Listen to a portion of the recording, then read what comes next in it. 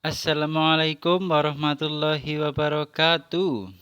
Berjumpa lagi dengan saya Gilang Ramadan di mata pelajaran fisika kelas 10.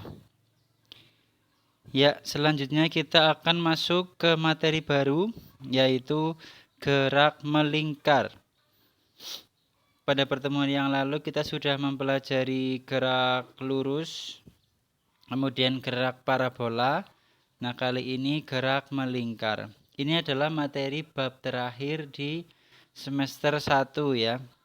Tanpa terasa waktu berlalu begitu cepat. Kita sudah sampai di akhir semester. Nanti akan ada penilaian akhir semester 1 di tanggal 23 November. Jadi pertemuan kita kurang lebih dengan hari ini hanya tinggal 3 pertemuan lagi. Insya Allah cukup untuk membahas materi gerak melingkar ini. Ya, apa saja yang akan kita pelajari di bab gerak melingkar? Yang pertama ialah pengertian gerak melingkar.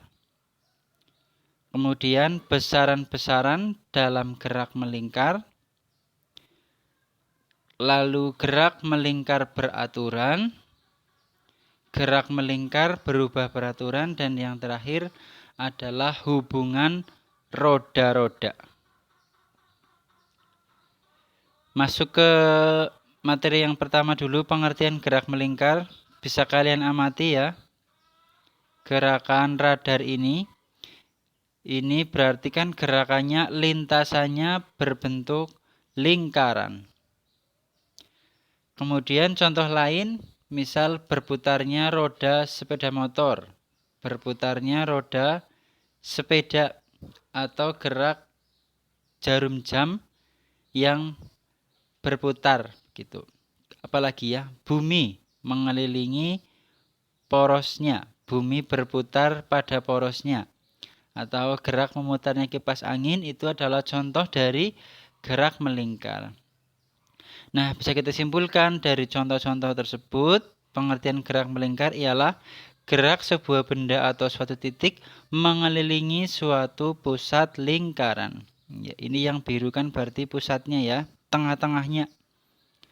Atau dengan pengertian yang lebih sederhana, gerak melingkar ialah gerak yang lintasannya berbentuk lingkaran. Yang dimaksud lingkaran berarti dia mempunyai jari-jari tertentu ya, bukan yang geraknya sembarangan gitu. Kemudian besaran-besaran dalam gerak melingkar. Yang pertama ini, satu kali putaran. Satu kali putaran ialah roda menempuh jarak yang sama dengan keliling lingkaran. Itu yang namanya satu putaran.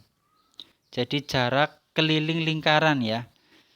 Atau bisa kita katakan itu sudutnya 360 derajat. Atau jika diubah ke dalam radian, ini menjadi 2pi radian. Kemudian besaran berikutnya, frekuensi. Ini ya, Frekuensi pengertiannya adalah jumlah putaran setiap satuan waktu.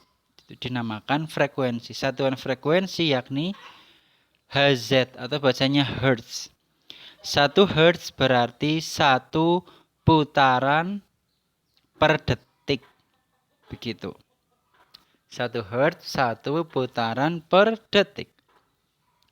Kemudian besaran yang ketiga ialah periode putaran. Periode adalah waktu yang diperlukan untuk melakukan satu putaran, atau waktu yang diperlukan untuk menempuh keliling lingkaran ya, itu dinamakan periode. Berarti kalau misal suatu gerak itu periodenya 2 detik, berarti dia membutuhkan waktu 2 detik untuk menempuh 1 kali putaran, gitu ya. Lalu, sebentar. Ya. Kemudian besaran berikutnya ada kecepatan sudut. Nah, Kecepatan sudut ini adalah sudut yang ditempuh setiap satuan waktu. Ya, rumusnya ini omega. Bacanya ini omega ya, simbolnya mirip dengan huruf W, tapi bacanya omega. Rumusnya adalah perubahan sudut berarti kan delta theta ini bacanya ya. Theta itu diartikan sebagai sudut yang ditempuh dibagi dengan waktu atau delta T. Sama dengan sudut 1 kali putaran tadi kan 2pi radian. 2pi radian dibagi waktu 1 kali putaran adalah T ya, atau sama dengan 2pi kali frekuensi. Selanjutnya percepatan sudut. Percepatan sudut adalah perubahan kecepatan sudut setiap satuan waktu. Perubahan kecepatan sudut setiap satuan waktu berarti perubahan kecepatan sudut delta omega. Jadi kalau dalam fisika delta itu keadaan kedua dikurangi keadaan pertama ya, atau perubahan, itu dinamakan delta. Selanjutnya percepatan sentripetal. Apa itu percepatan sentripetal? Percepatan sentripetal adalah percepatan yang arahnya selalu menuju ke pusat lingkaran.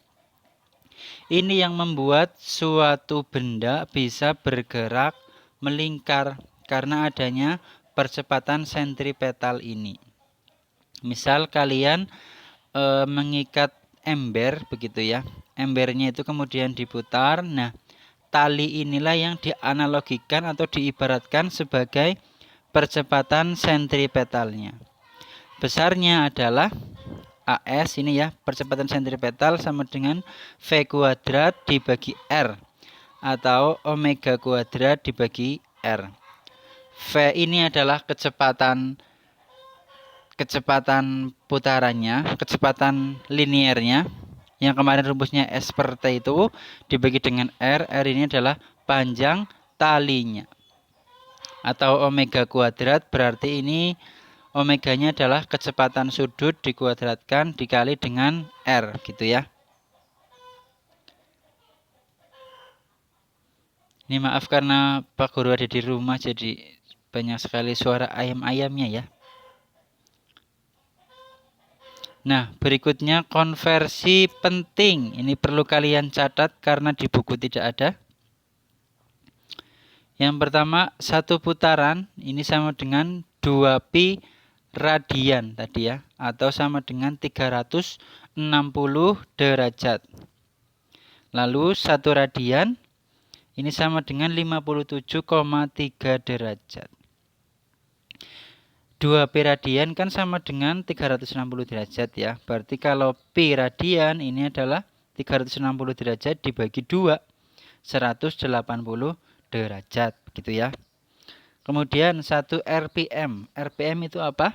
RPM adalah rotation per menit atau rotasi per menit.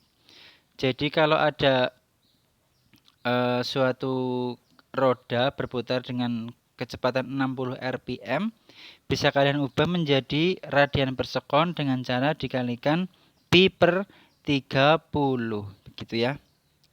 Nah, kalau 1 pi RPM sama dengan 0,05 Hz. 1 Hz sama dengan 60 RPM. Kemudian 1 pi Hz sama dengan 188,4 RPM. Iya. 1 Hz kan berarti 1 putaran per detik. Kalau ada 1 menit, 1 menit itu kan 60 detik. Berarti 1 Hz sama dengan 60 RPM.